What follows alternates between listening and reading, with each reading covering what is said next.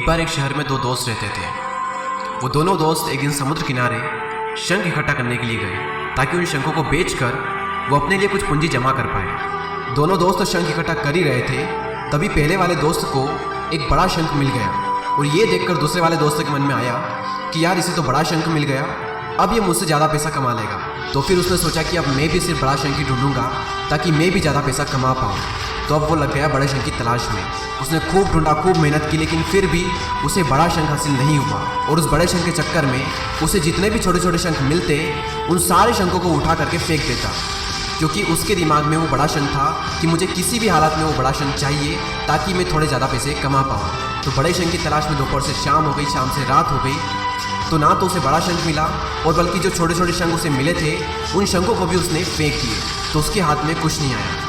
और जो पहला वाला दोस्त था उसके पास एक बड़ा शंख था और कुछ छोटे शंख थे।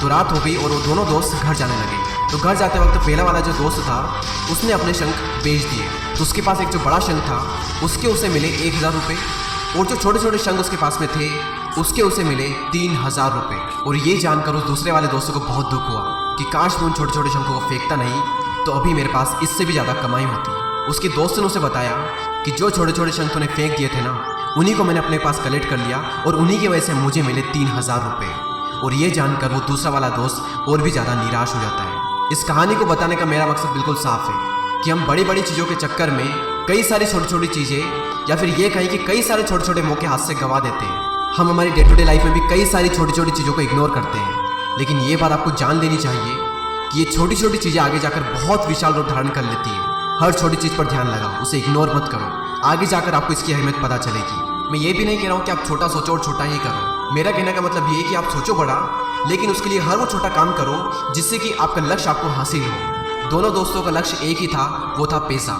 लेकिन पहले वाले दोस्त ने बड़े पर भी फोकस किया और छोटे पर भी फोकस किया, और दूसरे वाले दोस्त ने सिर्फ बड़े पर फोकस किया, छोटी छोटी चीज़ों को इग्नोर कर दिया।